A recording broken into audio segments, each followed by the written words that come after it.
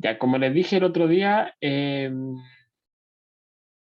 entonces lo que hicimos fue, queríamos encontrar la ecuación de una cuerda, ¿cierto? La ecuación de ondas para una cuerda. Eso fue una de las cuestiones que habíamos dicho que las ondas están presentes en un montón de sistemas, ¿cierto? En particular, un caso donde, caso unidimensional, donde podemos tener ondas en una cuerda. Entonces, a partir de un poco de ecuaciones de Newton y haciendo un par de aproximaciones solamente, no voy a irme en detalle nuevamente, encontramos que la ecuación que me describe la posición de la cuerda para cualquier posición y en cualquier instante de tiempo está dado por esta ecuación, que es bien fea, como habíamos visto, eh, bien fea en el sentido que tiene segundas derivadas, y además porque una cuestión que quizás es novedosa para usted, pero al final si uno lo analiza un poquito no es tanto, y es que es una función de dos variables. Como les dije, esto se describe entonces, eh,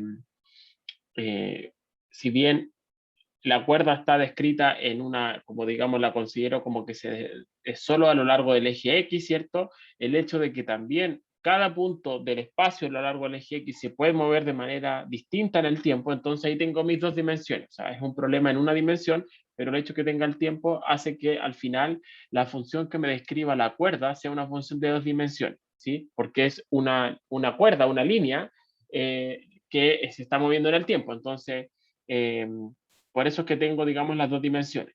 ¿Sí? Como les dije el otro día, estas son las mismas derivadas como de toda la vida. Esta segunda derivada respecto al tiempo y segunda derivada respecto a la posición. Este simbolito raro que tiene acá se llama derivada parcial, y es para enfatizar el hecho de que tenemos más variables. No hay solo una única variable. ¿Sí? Como les decía, si uno escribe de y a de x, ¿cierto? Como la derivada de toda la vida, entonces porque uno sabe ahí que la variable y depende solo de la variable x, ¿sí? Pero en este caso, el hecho de que esté este simbolito acá me dice que puede depender del tiempo y de la posición. Entonces son derivadas distintas. En un caso estoy derivando solo respecto al tiempo, y en ese caso todas las otras cosas son constantes, y en este caso estoy derivando solo respecto a la posición, y la variable tiempo se considera como una constante. ¿Sí? Entonces, voy a dejar esto en stand-by solo para mostrarles otra cosa, decirles que este no es el único sistema, como les mencioné, donde se presentan oscilaciones. Existe otro sistema, no les voy a hacer la demostración de esto, pero que es básicamente, miren la figura de la derecha, que quizás es donde es más fácil ver, o sea, como que lo que les quiero explicar, y les voy a mostrar un videito al respecto. Consideren de que esta línea que está acá, esta línea así oblicua, la diagonal, es una cinta adhesiva, digamos, como un trozo el masking tape de un scotch, ¿sí? Y pegado a ese scotch, yo voy a poner una serie de varillas, ¿sí? Varillas todas en este caso idénticas, ¿ya? Separadas por cierta distancia. Entonces las varillas van a tener cierto largo, va a haber cierta separación entre las varillas, y obviamente tienen su propia masa, ¿cierto? Pero estas, como son varillas, entonces tienen un momento de inercia, y además hay una separación dada. Y lo importante es que están todas conectadas mediante como están todas pegaditas, digamos, a un scotch, ¿sí? A una cinta adhesiva. Entonces aquí uno simplemente mirando el mono, así a partir de esto es mucho más claro que en el de la izquierda, mirando el mono, eh, uno ve que, por ejemplo, si me preocupo por la segunda varilla, la que está acá, la que estoy mostrando en el cursor, esa segunda varilla, si yo, digamos, la inclino así, claramente el hecho de que yo inclines así y están, como dije, están pegados por un scotch, uno, si se lo imagina, va a ver al tiro de que solo por el hecho de que yo esté rotando en un sentido o en el otro la segunda varilla, voy a perturbar a mis vecinos, ¿sí? Si muevo esta por un lado, digo, esa como que va a tender a empujar un poquito a la del lado derecho y a la del lado izquierdo. Y a su vez, cuando se mueva la del lado, la tercera varilla, también va a generar de que va a mover a la cuarta, pero también va a intentar mover a su vez a la segunda. Entonces están todas conectadas. Eso uno dice, están como interactuando las varillas, ¿cierto? Están acopladas. El movimiento de Luna no es independiente del de los vecinos, ¿sí? Entonces, un modelo simple para describir esto es decir que una varilla afecta a sus dos vecinos más cercanos, no más allá, sino que simplemente a la del lado derecho y a la del lado izquierdo. Si uno hace eso, es posible, como les dije, no les voy a, esto simplemente sale de Torque nomás, pero es posible demostrar de que este sistema de varillas, de varillas, como bien dije, conectadas a este elástico o a esta Scotch, sigue esencialmente la misma ecuación de ondas. Fíjense que acá si ocupo la variable teta para describir, aquí hice como que las varillas en la figura de la izquierda, como que las varillas tuviesen eh, eh, a un puro lado, ¿cierto? En cambio aquí la hice que tienen, están pegadas en la mitad, mientras que acá es como que estuviesen pegadas solo en un borde. Esencialmente la ecuación es la misma, o sea, es exactamente la misma, ¿sí? Así que esto es para, aquí se ve mejor, aquí llamo el ángulo teta, ¿sí? El ángulo teta va a ser como la inclinación de cada una de las distintas varillas. Entonces, como dije, me iba a saltar la demostración y todo esto, pero lo importante es que para este sistema de varilla, fíjense que la ecuación a la que llegué es exactamente la misma que antes. Ahora la variable que ocupo para describir las ondas que se van a empezar a propagar en este sistema es otra, le llamé teta, ¿cierto? Mientras que para el caso de la cuerda de una guitarra, como lo que habíamos hecho en la clase pasada, era mi variable i, pero la ecuación es la misma. Es exactamente la misma. Ahora, esta constante C, obviamente, aquí va a depender de otras condiciones. En el caso de la cuerda, ¿cierto? Vimos que dependía de la densidad de la cuerda y de qué tan tensa estaba, ¿sí? En este caso, aquí no tengo cuerda, ¿cierto? Entonces, tengo que depender de otras variables. Van a ser esta variable C, que está acá, va a depender de propiedades de las varillas. Va a depender en particular del largo de la varilla, de la masa que tenga, al final de su momento de inercia y también de la separación en que hay entre las varillas conectadas, ¿sí? Y vamos a ver que eso, en lo que queda de la clase, que eso está asociado a esta cantidad C, tiene que ver con la velocidad de propagación de las ondas, en este caso, en este medio. Entonces, aquí, como les decía, depende del momento de inercia, este delta era la separación, como dije, no quería hacer este caso así como más en detalle, pero lo que sí quería mostrarles era el videíto de justamente el caso este que está acá, de el Scotch, que son iguales, ¿eh? Como les dije, la única diferencia entre estos dos sistemas es que en un caso las varillas están pegadas en su centro y mientras que en la otra están, lo que me representa es que están pegadas solo en un borde, ¿sí? Pero esencialmente es lo mismo. Entonces, por eso quería mostrarle un videito de cómo es que se ve esta cosa. Fíjense que justamente lo que tengo acá son las varillas. Aquí puso como, no sé, guaguitas, dulces, ¿cierto? Así, muy casero esta cuestión. Y como les decía, esto es lo que esa es la cinta adhesiva en la que están todas pegadas. Y lo que hizo aquí, fíjense que cuando él le pega al comienzo, después voy a seguir reproduciendo esto, uno le pega en una parte y se empieza a propagar una onda, un pulso. ¿Sí?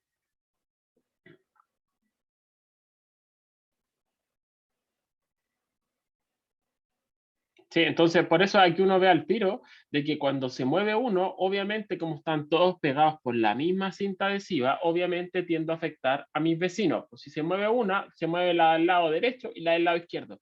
Y eso es lo que hace que se propague la onda. No son independientes, si fueran independientes no pasaría nada, por cierto, pero el hecho que estén acoplados los movimientos, entonces eso es lo que me permite que se propague como un frente de onda.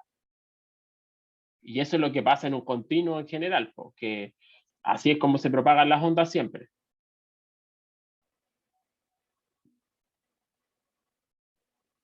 Entonces, aquí en este sistema se ve, déjenme ver qué muestra más adelante, que se observan los mismos fenómenos que de alguna forma vimos en los videos que les mostré en la clase pasada, que yo les dije, esta simulación que les mostré del tsunami, que les dije, miren, cuando llega a la costa, este tsunami que se generó ahí como en Indonesia, y cuando las olas del tsunami llegaban a la India, había uno notaba que como que rebotaban y se devolvían, ¿cierto? Y eso es lo que se llama reflexión. Chocan con un obstáculo y se devuelven, ¿cierto? Y es justamente lo que uno observa acá también, en un sistema que son, me puede decir, son súper distintos, el otro es en el océano, son ondas de superficie, en el agua, ¿cierto? Una cuestión mucho más compleja que este sistema de varilla, y aún así presentan el mismo tipo las características son bien similares. Cuando él, fíjense aquí, le pega en una parte, se ve el frente que llega al borde y después se devuelve. ¿Ven? Ahí viene ya de vuelta. Está todo el rato yendo y llega al extremo y se devuelve. Y es justamente lo mismo que observábamos en los otros videos.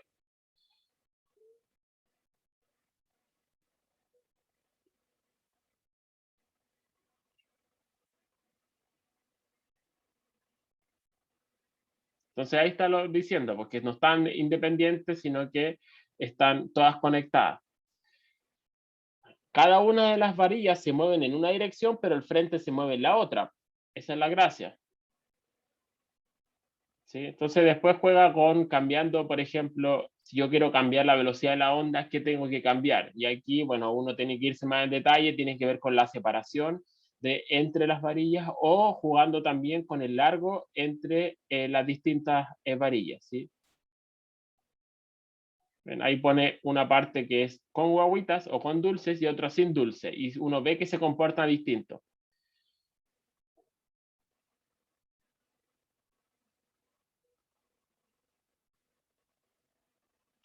Entonces, eso es cuando lo que está haciendo ahí, mostrando en esta parte del video, es indicando que la onda se propaga distinto si tengo un tipo de varilla que otro. El hecho que le haya quitado los dulces es como para efectos prácticos, como si fuera otro tipo de varilla. Y se ve exactamente eso, es decir, la onda se propaga de una forma acá, mientras que en la otra, en la zona donde están las varillas de otro tipo, se propagan de otra forma.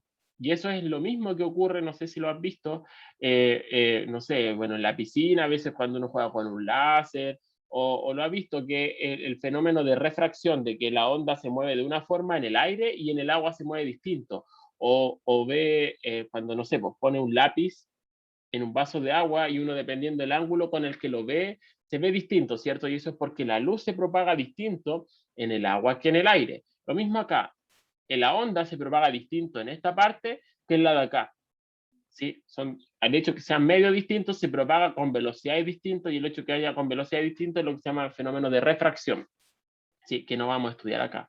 ¿Sí? Pero lo que quiero como mostrar o enfatizar con esto es decir, este sistema de acá de varillas, un sistema mecánico súper sencillo en principio, presenta un montón de cosas similares con sistemas mucho más complejos de onda. ¿Y eso es por qué? Porque a la larga lo que tenemos es que existen un montón de sistemas en la naturaleza que cumplen con esta misma ecuación. Y por eso es que es importante esta ecuación, porque por eso es que se llama la famosa ecuación de onda, porque esta ecuación de onda es válida, y eso es lo que quiero que rescaten, es válida en un sistema de varillas, es válida para ondas en el océano, es válida para ondas que se transmiten en un sólido, por ejemplo, como en el caso de un sismo. Ahí cada ecuación va a tener sus particularidades, es decir, en este caso de las varillas, mi variable relevante es la variable teta, que me describe la inclinación de cada varilla en particular.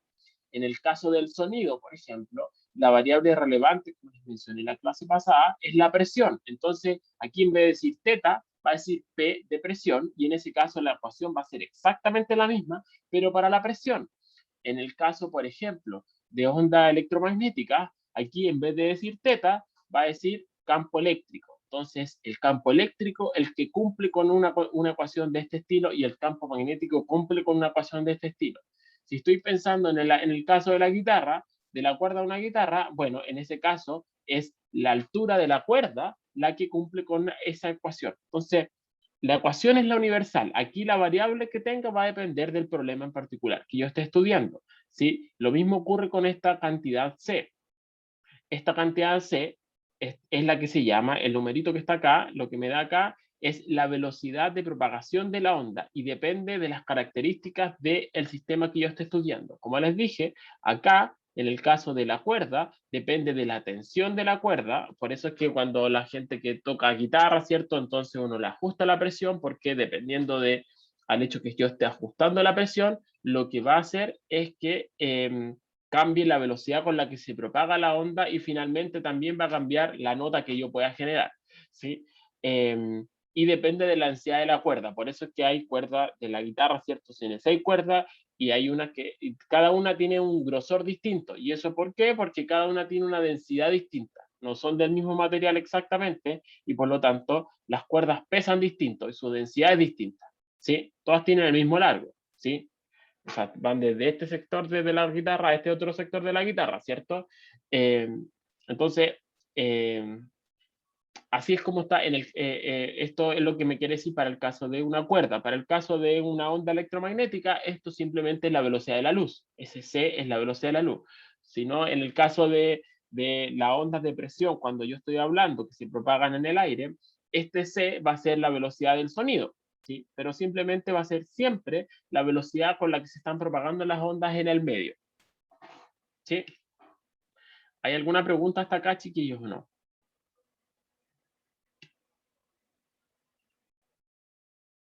¿No? En el video, ¿de qué depende el sentido de la onda? Para que no vaya hacia atrás. ¿De qué depende? Depende como de la condición inicial, en la dirección en la que yo le entregué el pulso. Si yo le doy, o sea, yo ahí en ese caso como que yo controlo eso, pero después una vez que llega a un extremo, entonces se devuelve, eso está dado por las condiciones, no puede seguir propagándose si llega el obstáculo y la onda viene así, no puede seguir para allá porque para allá después no hay medio, entonces lo único que le queda es devolverse. Pero claro, depende al final de las condiciones iniciales. Aquí te voy a mostrar porque ahora sí vamos a escribir algunas cosas, ¿ya? Entonces, bueno, para enfatizar o sea, para recalcar un par de cosas, esta ecuación que está acá es súper, súper difícil, ¿ya? Antes quería hacer una observación. Voy a mostrarle, déjenme ver si puedo abrir otra cosa. Denme un segundo.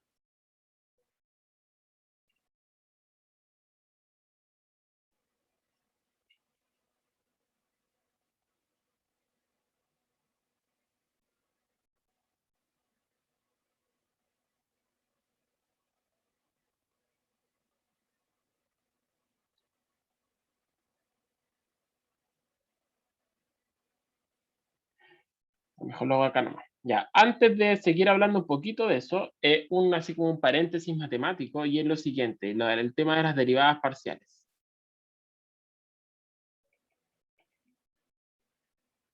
Esto que yo le decía como que se escribe como d a dx, ¿sí? ¿Qué quiere decir? Supongamos que tengo una función que se escribe así, y de x, t, que va a ser 5x cuadrado, por ejemplo, más 3xt más 8t al cubo, ¿sí? Entonces tengo esta función que ya no es solamente de una variable como las que ustedes están acostumbrados, así como las variables de las funciones de toda la vida, ¿cierto? Depende de dos cosas, de x y de t. Y por ejemplo, si por poner algo, voy a tener algo de este estilo, ¿sí? Puedo tener la función a mí que se me antoje.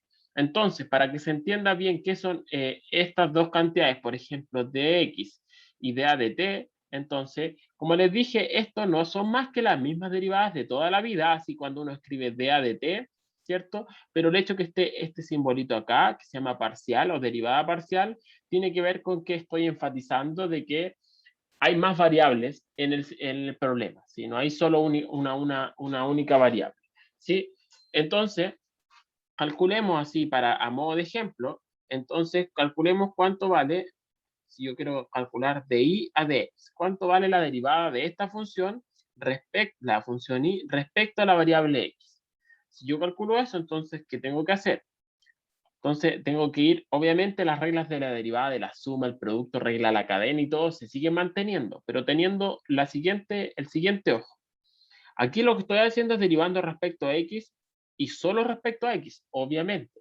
Eso quiere decir que las otras variables, si estoy incluso pensando en 3, 4, 5 más variables, no sé, las tengo que considerar todas constantes porque estoy derivando solo respecto a x. Así que como yo les decía, entonces, aquí tengo variable x y variable t, pero estoy derivando solo respecto a x. Entonces quiere decir que cuando yo derivo respecto a x, el tiempo, la variable t, la debo considerar como si fuera una constante, porque estoy derivando respecto solo a x. ¿Sí? Los cambios, estoy viendo cómo cambia la función respecto a la variable x. Así que para efecto de eso, entonces digo, para esto, t lo tengo que considerar como una constante. Entonces haciendo eso, derivo como con las reglas de toda la vida, ¿cierto? Ustedes ya saben, sabemos derivar polinomios, funciones trigonométricas y todo eso. Entonces, la derivada del primer término, ¿cuánto es? Fácil, cada exponente pasa multiplicando, me queda 10x. ¿Qué pasa con la segunda, el segundo término? El segundo término entonces me va a quedar más la derivada de 3xt. Como les decía recién, tengo que considerar entonces acá que, bueno, 3 es una constante siempre. Y como estoy derivando respecto a x, tengo que considerar de que t también es una constante. Entonces, esto va a ser, lo que tengo escrito acá, es como que dijera constante por x. ¿Cuánto es la derivada de una constante por x? La constante, ¿cierto? O sea, me queda simplemente más 3t. Así nomás, porque como dije, 3t, o sea, el tiempo se considera como una constante más nomás. Así que, como está multiplicando la x, me queda, en ese caso, fácil. ¿Qué pasa ahora con el último término? Tengo que derivar esta parte de la función respecto a la variable x. Como aquí yo dije, el tiempo lo considero como una constante, entonces la derivada de este último término, ¿cuánto es la derivada de una constante? 0. Así que la derivada de ese término no juega. Eso es simplemente la derivada respecto a la variable x. ¿Qué pasa ahora si yo les pregunto cuánto vale la derivada de esa función ahora respecto a la variable tiempo? Entonces, ahora como estoy derivando de respecto al tiempo, es x el que considero constante. Así que, ¿cuánto le daría una constante? 0. Ese caso ahora es ese término el que se hace 0. ¿Cuánto es la derivada del segundo término? Ahora, nuevamente, x es lo que considero constante, así que la derivada de constante por tiempo es simplemente la constante, o sea, me queda 3x. Y por último, ¿cuánto es la derivada de ahora de 8t cubo? Ahí estoy bien, pues estoy derivando respecto al tiempo, así que como la derivada ya sabemos, bajar exponente, así que me queda 24 por t al cuadrado. ¿Sí? ¿Se entiende? ¿Hay dudas, chiquillos, hasta acá o no?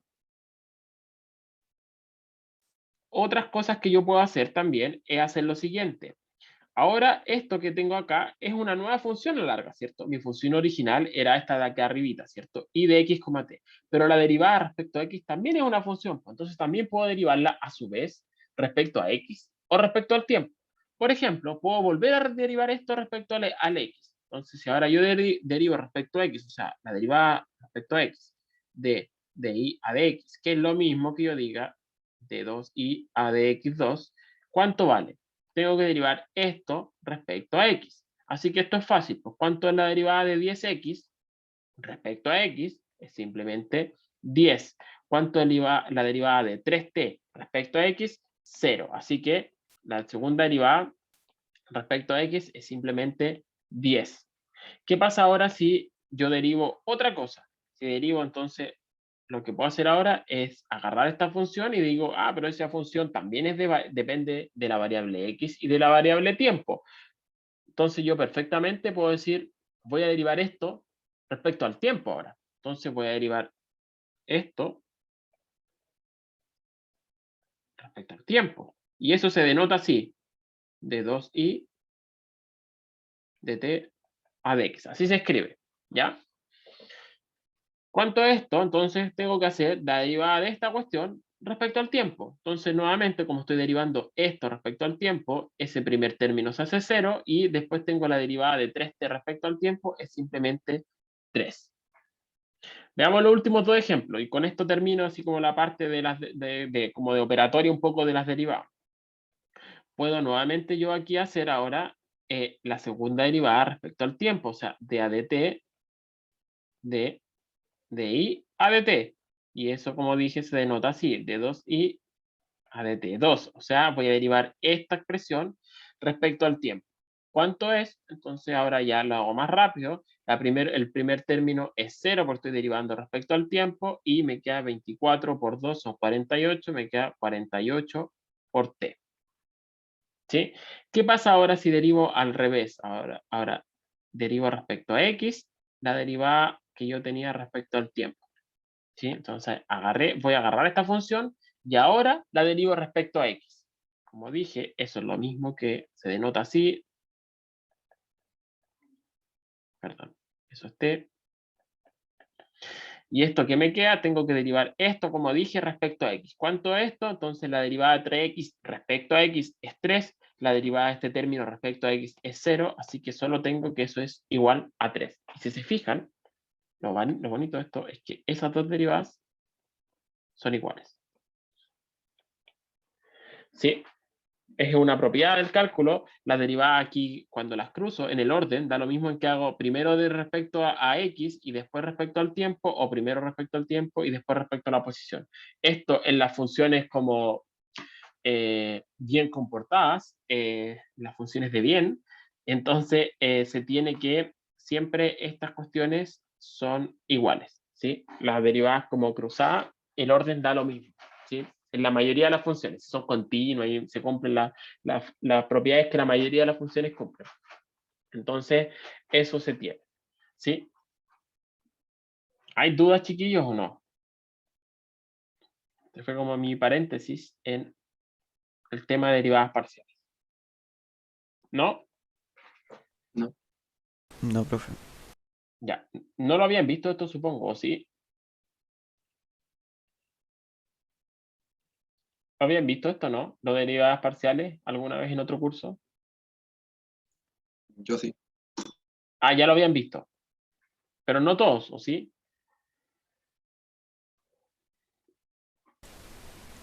Derivada, no.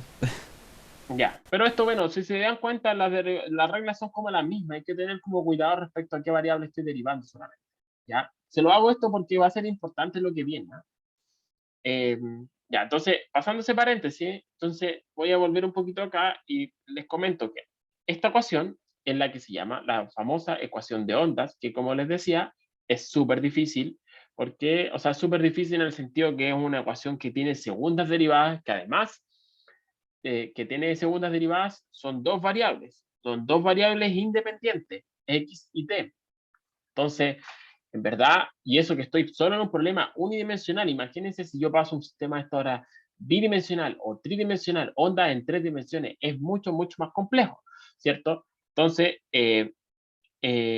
la forma que uno resuelve típicamente esto, bueno, hay métodos analíticos para hacerlo, pero muchas veces es más fácil recurrir a métodos numéricos para resolver esta cuestión.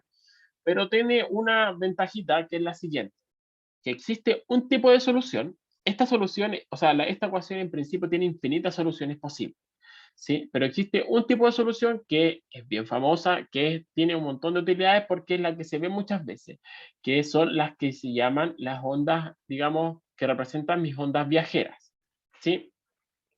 Entonces, esa solución tiene un nombre que es en honor a este físico que creo que es, no es francés, no estoy seguro, puede que sea suizo, la verdad no sé dónde es. Y es la siguiente. Me dice, esta función es una función que, como les dije, la solución de esta ecuación tiene que ser del estilo y igual y de x, t, ¿cierto? O sea, es una función que depende de dos variables. En principio, puedo pensar en funciones que sean solución de esta ecuación eh, y que sean súper complejas. O sea, estoy pensando en A, no sé, por decirle A por X a la X cuadrado, por seno de T, dividido por T a la quinta, no sé, por más X cubo, no sé, una combinación súper rara y de X y T, tal que es cuando yo la ponga acá, es solución, ¿cierto? Bueno, la verdad es que esto, así lo más probable es que no sea solución.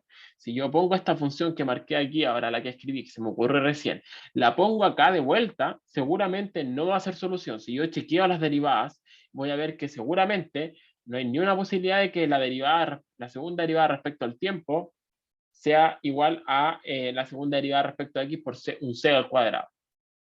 Pero existe la siguiente solución. Entonces, supongamos, el cálculo es fácil, pero conceptualmente no lo es, así que préstenme harta atención, por favor. ¿Ya? Supongamos de que esta función de dos variables, yo la puedo escribir, supongamos que la puedo escribir como una función de una sola variable, pero donde el argumento sea de este estilo, ¿sí? Este f, aquí f es una función de una variable. ¿Qué quiero decir?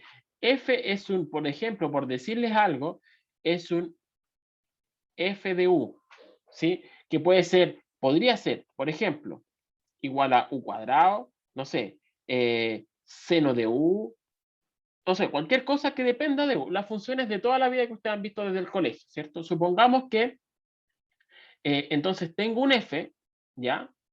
Que es cualquiera, ¿ya? Cualquiera, ¿ya? Entonces voy a suponer de que la solución de esta ecuación la puedo escribir como un f, pero donde ya el argumento que yo llamé u no es cualquier cosa. Y eso es lo importante. Lo más clave acá es darse cuenta de que voy a suponer de que el argumento u, lo que va dentro de la función, no es cualquier cosa, sino que es exactamente x menos c por t, donde el c que está acá es el mismo que el que está acá arribita, ¿ya? Entonces, supongamos por ahora, aunque sea medio mágico, de que yo puedo escribir la función y de x, t, como dije, podía ser una combinación muy rara, pero la puedo escribir como que es función de esto, ¿sí? Es función de un argumento y del argumento exactamente que vale x menos c por t. Entonces, verifiquemos lo siguiente. Voy a chequear de que si es que la función y vale esto, voy a ver si efectivamente es solución de esta ecuación de arribita. Entonces, para ver que esta función y es solución de esta ecuación de arriba, tengo que calcular la segunda derivada respecto a x, la segunda derivada respecto al tiempo, reemplazar y ver qué me da, ¿sí? Y ver si efectivamente esta condición de igualdad se cumple o no se cumple. Entonces, veamos. Calculemos la primera derivada respecto a x. Si supongo que y vale la función f, que es de una pura variable, pero donde el argumento vale esto, entonces cuando yo derive respecto a x, uno dice, la derivada, la derivada de y respecto a x va a ser la derivada de f, ¿cierto? Así que eso es simple, ¿cierto? Es como que yo aplique aquí derivada. Derivada respecto a x, entonces me va a quedar la derivada del lado izquierdo, tiene que ser igual a la derivada del lado derecho. ¿Qué pasa si ahora calculo la segunda derivada? Va a ser lo mismo, ¿por cierto? La segunda derivada respecto a esto va a ser la segunda derivada respecto a la variable, ¿cierto? Entonces, tengo esto. ¿Qué pasa ahora con el tiempo? Lo único que tengo que hacer ahora es derivar esto respecto al tiempo. Entonces, si derivo respecto al tiempo, entonces me va a quedar de i a dt por el lado izquierdo. Y con la salvedad, entonces ahora, si yo ahora derivo el lado derecho respecto al tiempo, ¿qué me va a quedar? Me va a quedar, digo, aquí tengo que tener cuidado, ¿cierto? Estoy derivando la función f respecto al tiempo, pero tengo que, el argumento también depende del tiempo, entonces tengo que aplicar regla de la cadena. Entonces uno dice, la derivada de esto es, por regla de la cadena, es la derivada de lo de adentro por la derivada de lo de afuera. ¿Cuánto es la derivada de lo de adentro? Estoy derivando respecto al tiempo, así que la derivada de lo de adentro, en este caso, es menos c. Así que sale c menos c. Por la derivada de lo de afuera es simplemente f'. Después, ¿qué hago? Si quiero calcular la segunda derivada, que es lo que ando buscando, bueno, derivo esto respecto al tiempo. Entonces, nuevamente ahora lo que hago es derivar esto respecto al tiempo y me vuelve a salir entonces la derivada de lo de adentro, o sea, sale ese menos c con menos c es c al cuadrado, por la derivada de lo de afuera, o sea, ahí sale la segunda derivada. Y fíjense que se cumple que exactamente la segunda derivada de y es igual a c cuadrado por la segunda derivada respecto a x. ¿Cuánto es la segunda derivada respecto a x? Esto que está acá. Y eso es exactamente, entonces, c cuadrado por la segunda derivada. ¿Sí? O sea, lo que quiero decir es, si reemplazo esta ecuación, o sea, ese valor acá, la igualdad se cumple idénticamente. ¿Sí? Se cumple idénticamente. ¿Sí? ¿Eso qué quiere decir? Encontramos con esto que esto es solución, porque cuando pusimos que y de x, t era esto, se cumplía automáticamente la ecuación de acá arriba. Eso es muy mágico, ¿ya? Entonces, recapitulando, si uno supone de que la función y, si bien es cualquier cosa, es casi cualquier cosa, con la salvedad de que el argumento de la función que tengo acá es de esta forma, entonces demostramos de que si es que la función y la puedo escribir así, entonces es solución de mi ecuación de ondas. ¿Sí? No sé si queda claro o no. ¿Alguien se entendió, no se entendió, fue demasiado raro o no? Necesito un poco de feedback de su parte, chiquillo. Porque sé que esto como que conceptualmente es difícil. ¿Sabes? Como otra forma de solucionarlo. Sí, o sea, lo que tenemos es que, y va a quedar más claro ahora con ejemplos. Lo que estamos diciendo es que si yo soy capaz de escribir mi función de esta forma, entonces quiere decir que esa es solución de mi ecuación de ondas. ¿Sí? Pero la gracia, chiquillos, es que este f es realmente cualquier cosa. Lo único que tiene que cumplirse es que el argumento sea de este estilo, que lo que está dentro sea de x menos c por t. Va a quedar más claro en lo que viene, ¿ya? Fíjense que acá escribí x menos c por t, y después cuando salió me quedó este menos con menos, más. Si se fijan, si que ahora yo hago lo mismo, pero con x más c por t, va a ocurrir exactamente lo mismo. Ocurre exactamente lo mismo porque aquí me va a quedar, si le pongo más aquí, más aquí, más aquí, me queda más, más, y finalmente es como que yo demuestro que una ecuación de este estilo también es solución de la ecuación de ondas. Entonces, tanto esta es solución como esta es solución. Ahí ustedes, no sé si lo han visto, pero en matemáticas, si es que tengo que esta solución y esta otra solución, entonces la suma de ellas también es solución. ¿Sí? Entonces, lo que uno tiene es lo siguiente. Uno dice, la solución general de la famosa solución de D'Alembert es que siempre puedo escribir la solución para el caso de ondas propagativas como una onda que se mueve hacia la derecha, que sería este estilo. Ese lo voy a escribir acá. Esta se mueve hacia la derecha. Y esta se mueve hacia a la izquierda. ¿Sí? Entonces, va a quedar más claro en lo que viene, chiquillos. ¿A qué me refiero? Entonces, recuerden que mi ecuación de ondas es la siguiente. D2i a de T2 es igual a c cuadrado de 2i a de x2. Sí, esa es mi ecuación de ondas. ¿Ya?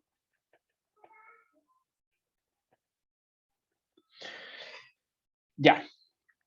Entonces, por ejemplo, si yo les digo que i de x, t es igual a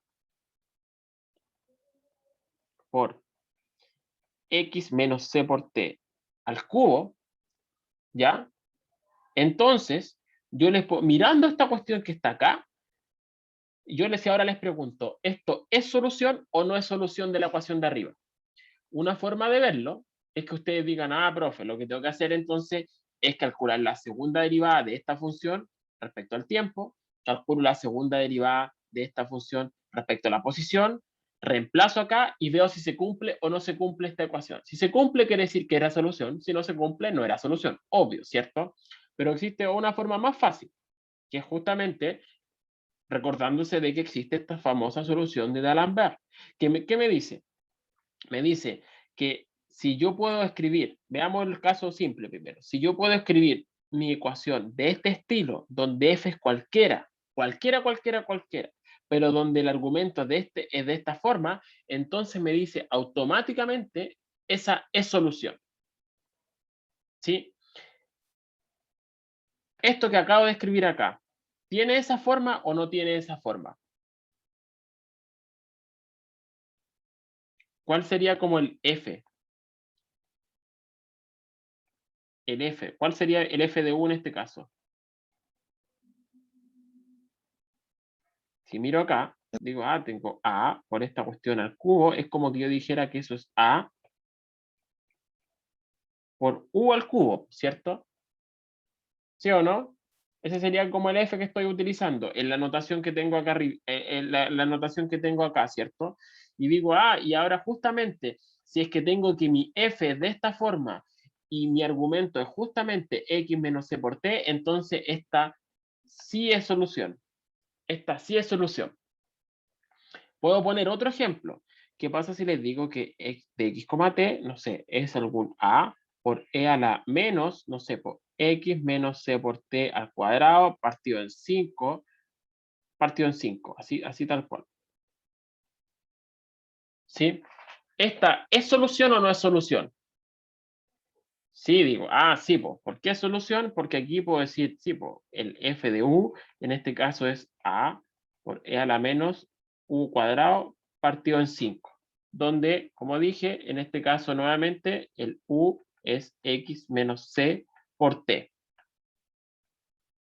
También es solución. ¿Qué pasa ahora si digo que y de x, t es, por ejemplo, a por xt al cuadrado,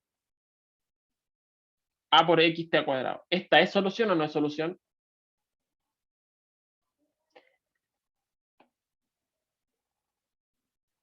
No, no es solución. ¿Por qué no es solución?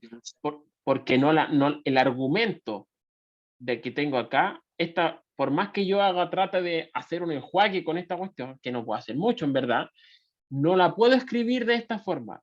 No, no está escrita directamente ni como x de menos c por t, ni como x de más c por t. No está escrita de esa forma. Entonces, realmente, esta función no representa una onda viajera que se mueve con velocidad c.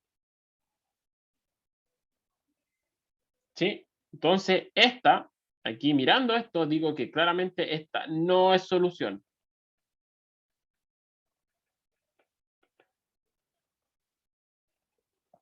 ¿Sí? ¿Se entiende, chiquillo, no? Es como bien raro, pero en verdad, por eso les decía, son infinitas las soluciones o las funciones, y a su vez las soluciones, que tiene esta ecuación. ¿De qué va a depender? De que si en una situación mi solución sea así, si es algo, seno de alguna cuestión, no sé, ¿de qué va a depender? Va a depender de las condiciones iniciales, de las condiciones del problema. ¿Sí? Si yo tengo otro ejemplo, puedo pensar de que tengo y de x, t. Por ejemplo, que puede ser 3 partido en x más ut al cuadrado menos 7 veces, no sé, x menos ut a la sexta, por poner alguna cuestión. ¿Esto es solución o no es solución?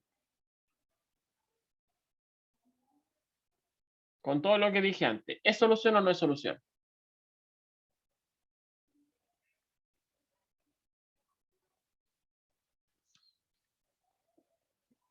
¿Sí o no, chiquillo? ¿Sí o no? Eso es todo lo que estoy preguntando. No, No, dice el compañero. ¿Por qué cree que no? porque la otra variable no tiene una f. No, pues el F, fíjate que es algo que yo tengo que como que encontrar. A veces no lo tengo que encontrar, es simplemente me basta con decir si es que la función la puedo escribir como una combinación donde ya tenga x más ut o menos ut puestos juntos. Aquí no se podía, por eso digo que esta no era solución. Pero aquí sí, pues. Fíjate que aquí tengo al tiro x más ut y esto tengo x menos u por t. Así que esta en verdad sí es solución, pues. Recuerda que siempre, como dije acá, como decía acá, y esto es lo importante, una solución general se puede escribir como un pulso que se mueve hacia la derecha combinado con un pulso que se mueve hacia la izquierda. Entonces acá, y estoy diciendo nuevamente, este F1 y F2, por ponerle nombre a las funciones, podría haberle puesto F y G, como quieran, representan estos pulsos que se mueven en un sentido o en el otro. Entonces acá lo tengo prácticamente listo, porque ¿cuál sería aquí el pulso que se mueve a la derecha? ¿Cuál de estas dos funciones, si yo lo divido, esta es una gran función que tiene dos partes, ¿cuál sería el pulso que se mueve hacia la derecha? Esto, ¿no? ¿Sí o no? Esto sería el pulso que se mueve a la derecha, porque este justamente es el término que tengo con x menos u por t. Esto sería, entonces aquí lo voy a poner acá, es el pulso hacia la derecha.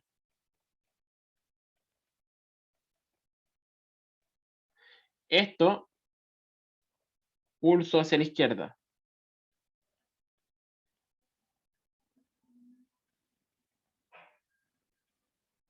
¿Sí?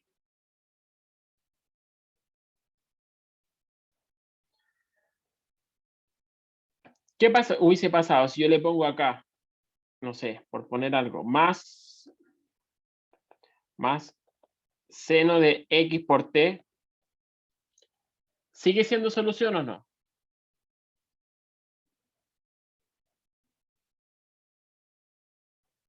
¿Sí o no? ¿No? No, po. ¿Por qué? Porque ahora el argumento de esta otra parte, no hay ni una forma en que yo lo pueda escribir como x menos u por t, o x más u por t. ¿Sí? Entonces no es una solución del estilo viajero al menos. Viajero no es. Podría ser solución, pero no del estilo como de onda viajera. Todo esto me representan, como los ejemplos que vi acá, S y esta otra gran ejemplo, me representan pulsos de ondas que se mueven, o no pulsos, ondas que se mueven hacia la derecha o hacia la izquierda con cierta intensidad. ¿Sí? El hecho que yo lo tenga como x menos c por t, me dice al tiro, esto representa una onda que se mueve hacia la derecha, hacia los x positivos. Este también se mueve hacia la derecha, mientras que este es una combinación de una parte que se mueve hacia la derecha con una parte que se mueve hacia la izquierda. ¿Sí? La gracia, y eso es como raro de entender, es que lo que yo ponga acá es realmente muy, pero muy libre, mientras la única condición realmente importante es que el argumento, insisto, sea de este estilo, o así o así. Pero este F1 y F2 pueden ser realmente casi cualquier cosa. Lo único que tienen que cumplir es que sean continuos para que sus derivadas existan nomás. Así como esas condiciones como continuas de continuidad que en general la mayoría de las funciones que uno conoce cumplen. ¿Sí?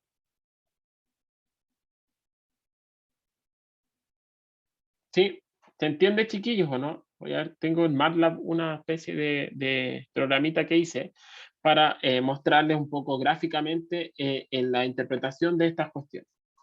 Sí, déjenme que no lo tenía abierto, así que déjenme abrir MATLAB.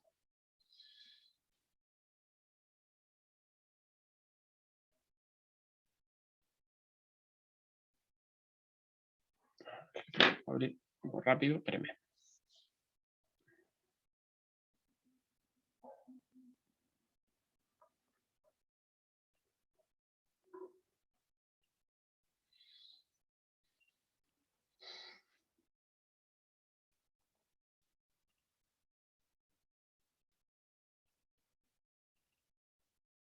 Mm.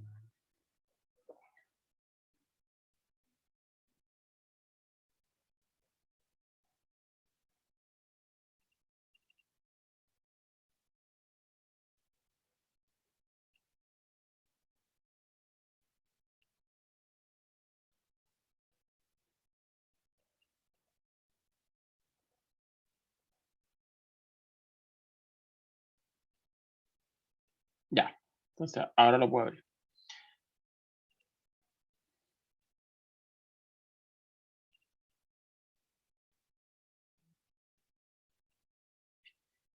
Ya, ¿todos ven mi MATLAB o no?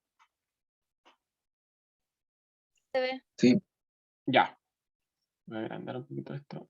¿El tamaño se ve bien o no, chiquillos? ¿Sí o no? ¿Ven los gráficos bien? Sí. Ya. Un segundo.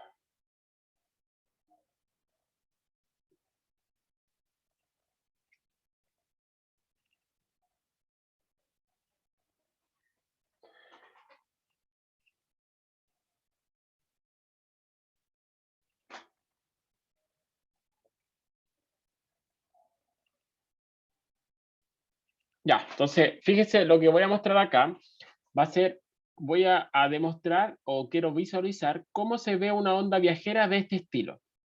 Como uno ve acá, en esta ecuacióncita que está acá, esta claramente la puedo escribir como una función donde el argumento es x menos algo por t. ¿Sí? Y lo voy a hacer después, que ahora no puedo escribir encima, pues, ¿sí? Pero si es que tengo una función de este estilo, uno dice, ah, pero ¿dónde está el x menos algo por t? Como que no es tan evidente, ¿cierto? O sea, es evidente, pero no de buena primera, ¿cierto? Tengo que hacer una pequeña manipulación algebraica.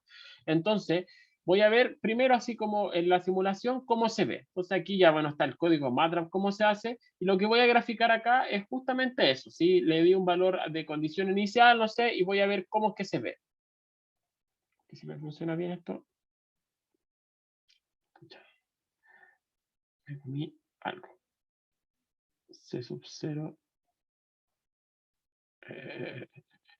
Espérenme.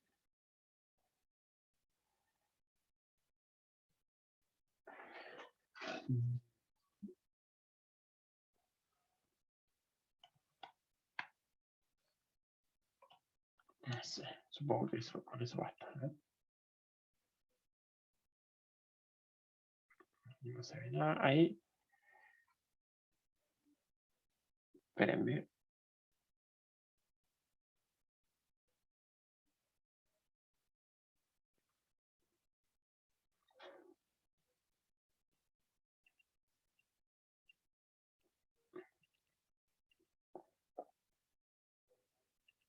Escucha que está muy lento esta cuestión. Espérenme, denme un segundo.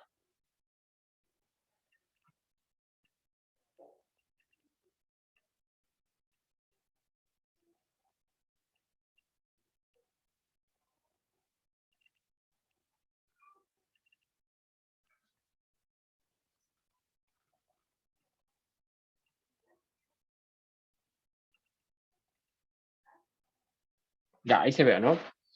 Si se fijan, ahí puedo ver claramente que se está moviendo hacia la derecha, pues, ¿no? Ese es un pulso, entonces, que si se fijan, parte en algún valor inicial, parten aquí en partido como en 0, y después se empieza a mover hacia la derecha. Voy a darle más amplitud a esta cuestión para hacerlo más pronunciado.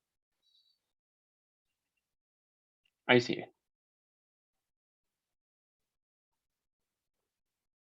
Entonces, esta es una función que se mueve entonces un pulso hacia la derecha, ¿cierto?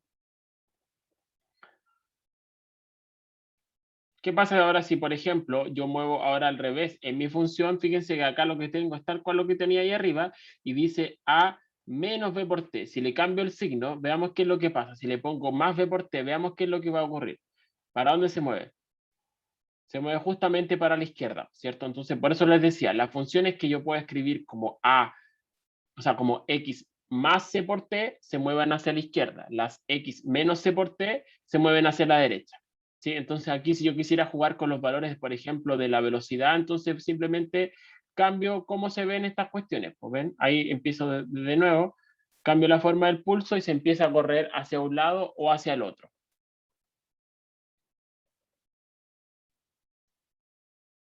¿Sí? ¿Se entiende, no, chiquillos?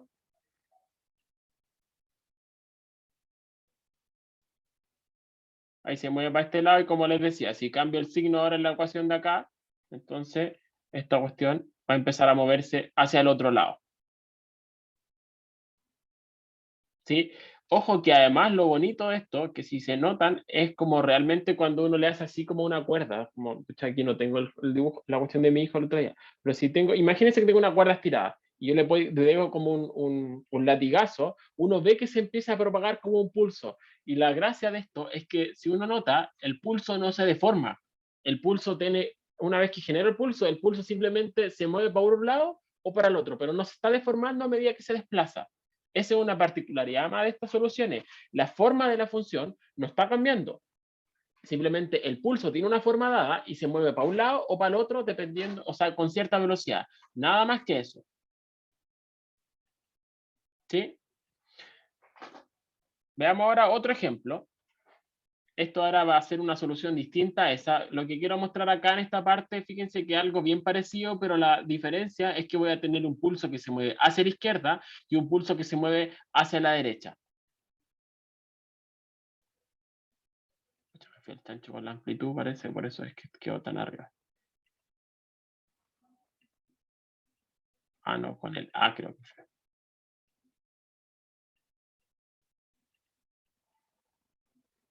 Ahí sí. Fíjense, miren lo que va a ocurrir. Ahí tengo la solución de un pulso que se mueve hacia la izquierda. Los puse idénticos, pero no tienen por qué ser idénticos. Y un pulso que se mueve hacia la derecha. Y fíjense lo que ocurre cuando empiezan como que a interactuar.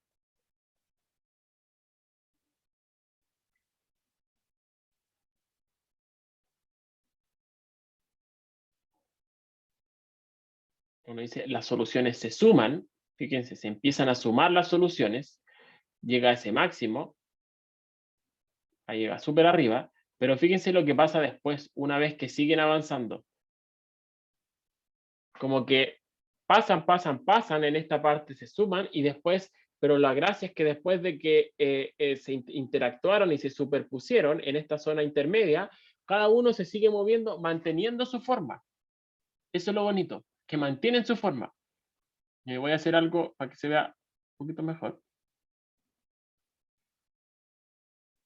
¿Ya? Y voy a hacer otra cosa.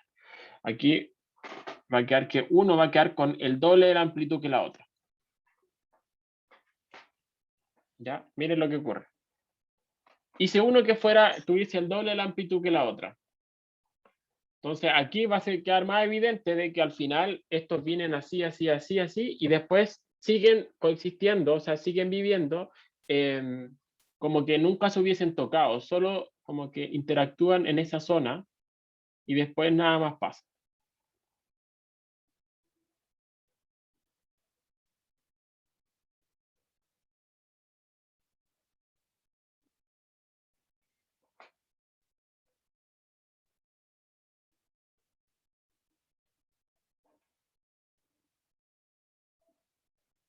¿Ven? Y ojo, ambos se mueven con la misma velocidad. Uno hacia la izquierda y el otro hacia la derecha, pero ambos se mueven con la misma velocidad. ¿Sí? ¿Se entendió, chiquillo, no? Entonces como que las amplitudes se suman, ¿no? Exacto, en esa zona se suman. Exacto. Mire, voy a mostrarle ahora otro ejemplo, que es el siguiente. Voy a comentar esa cuestión. Voy a poner amp igual a por seno de kx a por x menos b por t. A ver si me funciona bien o no, no estoy seguro. Sí. Fíjense que en los ejemplos de hace un rato, yo puse siempre que eran como del estilo pulso, de que estaba cero en todos lados, salvo en una zona bien acotada, ¿cierto? Independiente de la forma, que puede ser una gaussiana, puede ser como una especie de parábola invertida, cualquier cosa del estilo pulso, o puede ser una onda incluso triangular. Uno puede generar una onda triangular, ¿ya? Pero eran como pulsos, donde cero en todos lados y viene el pulso que se propaga. Es como cuando les decía, tiene una cuerda y yo le pego como que un latigazo y se genera esta ondita que se empieza a propagar, ¿cierto? Es parecido al ejemplo como de las varillas que les mostré hace un rato. El tipo le pega y es como un pulso que se propaga, que uno lo ve claramente. Pero las soluciones del estilo que les mostré recién no tienen por qué ser solo pulsos.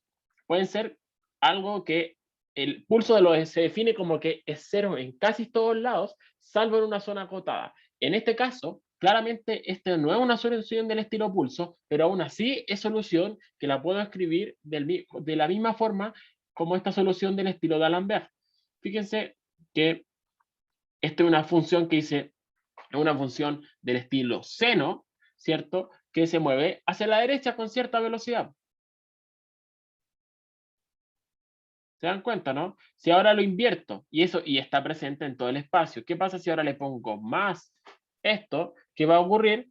Entonces uno dice, esta solución, este tipo de soluciones se llaman ondas armónicas y tienen un montón de aplicaciones en ingeniería eléctrica, en ingeniería mecánica. O sea, son muy famosas y por eso es que las vamos a estudiar también. Las del estilo sí, que se escriben de esta forma, son de las soluciones del estilo armónica. ¿Sí? Y esta, al cambiarle signo, se mueve hacia la izquierda. ¿Sí? Aquí, si es que muevo yo aquí los parámetros, lo que debiera pasar es que empiezo a aumentar o disminuir la velocidad con la que se propagan las ondas. No sé si es que... Ahí lo que cambié, al cambiar A y B, y eso lo vamos a ver, cambian lo que se llama la longitud de onda, cambian otras cantidades también. No sé si lo pongo para parar. ¿Ve? Ahí le puse un valor negativo y se mueve para el otro lado. ¿Sí? ¿Se ha entendido un poquito más con estos chiquillos, no? Sí. Sí. Ya, qué bueno, maravilloso. Ya, entonces, ahora ven mi iPad, ¿no? ¿Ahora sí? Sí. Sí, Ya, entonces, con esto voy a avanzar un poquito más y voy a terminar. Entonces, como les decía, existe un caso particular también que es de ondas viajeras que se llaman las ondas armónicas, que son las que les mostré recién. ¿Cómo se definen las ondas armónicas? A ondas armónicas se definen como ondas que se pueden escribir de esta forma, ¿sí? Como kx menos omega t. Y me dice, ah, chuta, pero ¿cómo sale entonces que son del estilo así o así? ¿De dónde sale si no lo veo, cierto? Eso es algo que ustedes van a ver problemas que vamos a hacer y que le voy a pedir a Miguel igual que haga, que uno al principio ve una función y dice, ah, no, pues no es del estilo x menos ct o más ct. Pero la verdad es que después de un poquito de manipulación algebraica uno se da cuenta al tiro que sí. Entonces veamos en este caso. Yo le estoy diciendo que esto es solución de la ecuación de ondas. De kx menos omega t. Y uno dice, pero ¿cómo? Sale de esto. Pues simplemente, ¿qué pasa si ahora yo factorizo por seno voy a factorizar por k y me va a quedar x menos omega partido en k por t, ¿cierto? Ah, entonces estoy casi listo, por cierto. ¿Por qué? Porque miren, fíjense, me llegó al tiro una cuestión que dice x menos algo por t, ¿cierto? Ah, entonces digo, esto es solución si omega partido en k vale justamente el c. ¿Por qué? Porque ahora, si omega partido en k vale c, entonces la función la voy a poder escribir como a por seno de k factor de x menos c por t. Y ahí digo, estoy listo, por cierto. Esto entonces me representa una onda viajera, ya no un pulso, pero sí una onda viajera que se propaga con velocidad c hacia la derecha. Si yo hubiese hecho todo esto con un más, un más, un más, esto entonces me hubiese representado una onda viajera que se mueve hacia la izquierda con velocidad c.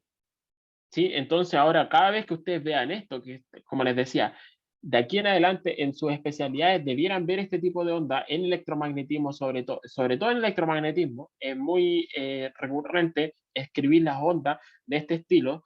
Entonces uno dice, ah, esto representa una onda viajera, donde entonces la velocidad de la onda se escribe como, la velocidad de la onda se escribe como omega partido en k. ¿Sí? Entonces ya demostramos de que esto efectivamente es una solución de la ecuación de onda y es una onda viajera donde, como dije, C es igual a omega partido en K. Entonces, ¿qué pasa ahora si yo grafiquemos un poquito ahora esta función para un tiempo dado, a un tiempo fijo? En particular, a uno que es bien fácil de ver, ¿qué pasa si grafico esto para t igual 0? Podría ser para cualquier otro tiempo, no va a cambiar nada. Pero si lo grafico para t igual 0, entonces digo, ah, ese término se va.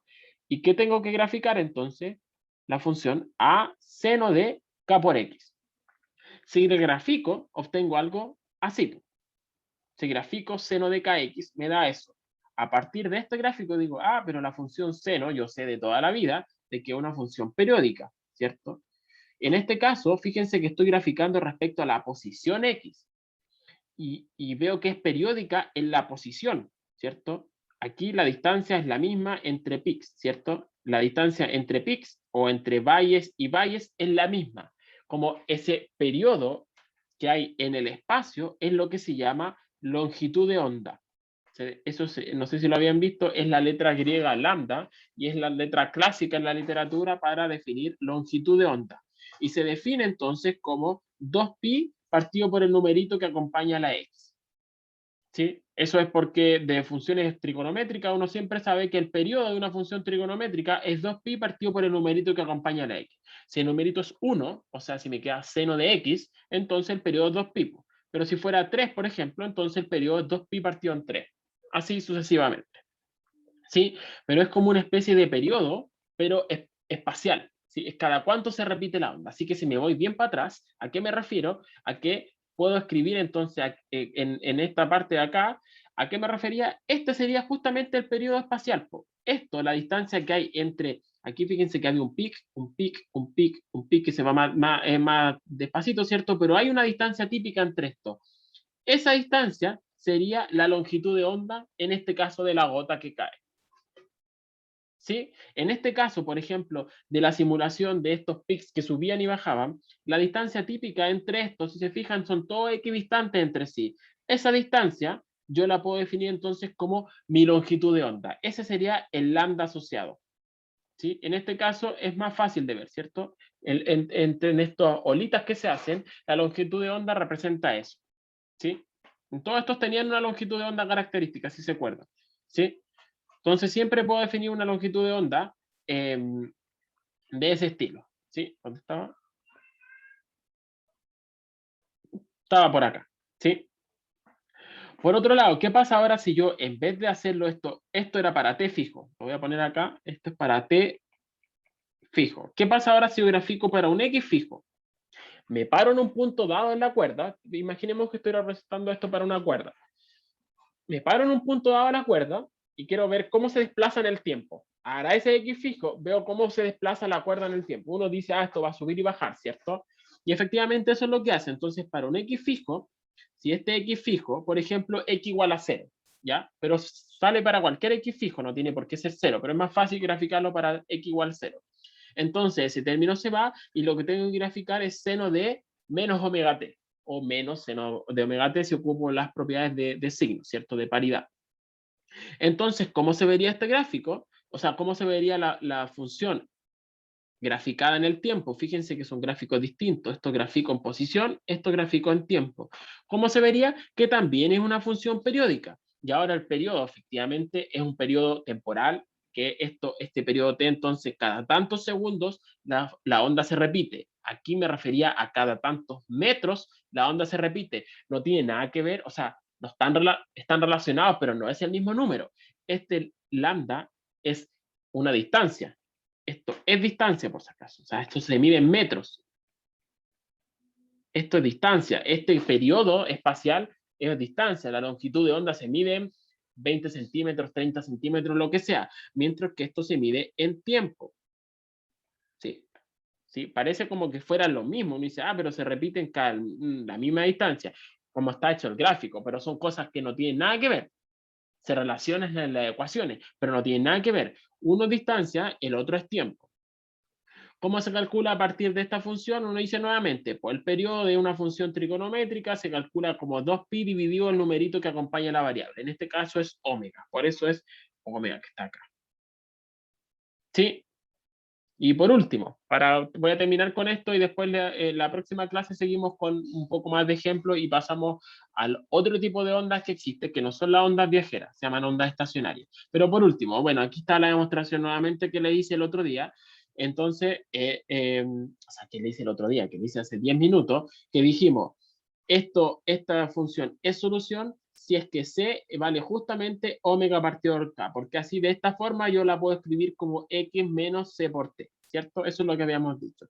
Si ahora recuperamos entonces estas expresiones, de decir, omega es De aquí puedo decir entonces otra forma de ver es decir que omega es 2pi partido por el periodo y otra forma de ver esto es decir que k es 2pi partido en lambda. Así que si reemplazo omega y k en esta expresión que está acá, omega y k en esa expresión que está acá, me da que la velocidad de la onda se puede calcular como la longitud de onda partido por el periodo. ¿Sí? Que era lo que tenía de ahí. Esa es otra forma de ver. Así veo claramente que la velocidad de las ondas es, como les dije, longitud de onda es distancia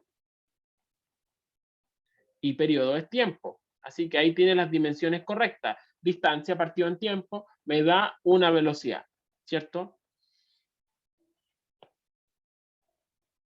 Aquí otra definición que está ahí de pasadita es que la frecuencia se define como 1 partido en el periodo. Eso se llama la frecuencia de la onda.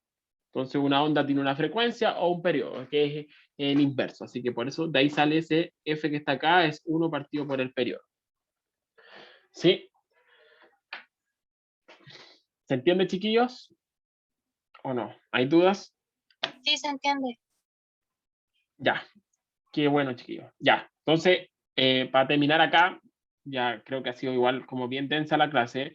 Vamos a hacer, no eso, pero vamos a hacer un par de problemitas así como que se van a dar cuenta que si bien esto como conceptualmente no era fácil, los problemas igual son bien sencillos. Aquí tengo un par de problemas que quiero hacer la próxima clase. Eh, o se los voy a pedir quizás que lo haga Miguel y yo después me lanzo con otro tipo de ondas que se llaman ondas estacionarias, que son las que tienen utilidades quizás como que en otras aplicaciones, pero siempre les digo que son importantes, por eso las veo. Así que eso, si no hay dudas, dejamos hasta acá. Como les dije, respecto Profe, a las notas, les voy a pedir a los ayudantes que hagan el reclamo pronto para que ustedes queden tranquilos y con eso. Sí, díganme. era igual respecto a las notas, tenía la duda de si no podría hacer un trabajo optativo o algo así para subirlas, porque tengo entendido que en ambas secciones a la gran mayoría le fue súper mal. La idea tampoco es echarse el ramo. Pucha, es que para eso un poco está el control recuperativo que hicimos, o sea, de que ustedes puedan recuperar la nota en caso de que estén ahí como al borde, o sea, que si les da como para echarse el ramo, entonces tengan derecho como a subirla. Eso es, para eso está. Está difícil en cuanto a las fechas, a todo, poner una cuestión, una evaluación adicional. ¿Sí? Así que por eso es que además estaba el trabajo de laboratorio. El trabajo de laboratorio también les va a contribuir a subir su nota final, de manera de que les ayude por ese lado. El trabajo de laboratorio deberían tener todos súper buena nota, porque es algo bien sencillo. Les expliqué hace un par de clases cómo se ocupa el programa, rellenar el formulario. La guía la hicimos súper fácil para que tuviesen que rellenar una tabla y escribir conclusiones. No es más que eso. La mayor pega es como graficar. Como les decía, está escrito en la guía, graficar, si es que no quieren hacerlo en MATLAB, en Excel, o sea, no es tanto trabajo hacerlo, les dimos 3 semanas, recuerden que la próxima semana tienen que entregarlo, el 16 creo que la habíamos puesto, entonces van a tener eso también para subir. Y además está por último, como última instancia, el control recuperativo.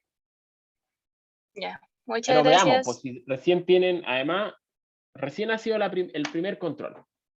Así que recién llevamos una nota básicamente. O sea, de la nota de cátedra, una sola nota. Así que a no desesperarse. Y intuyo que el segundo control va a ser, o sea, no más fácil, no sé si más fácil, pero las notas siempre están mejor en el segundo que en el primero. A Jorge que me preguntó por la pauta, sí, voy a subir la pauta, si la tengo, se la mandé a los ayudantes para que corrigieran, así que ahí les subo la pauta, ¿ya? Para que lleguen con la pauta lista, o sea, vista para cuando se tengan el reclamo. Ya, chiquillos, si no hay más dudas ni nada, nos vemos, que estén bien. Chao, chao. Chao, profe.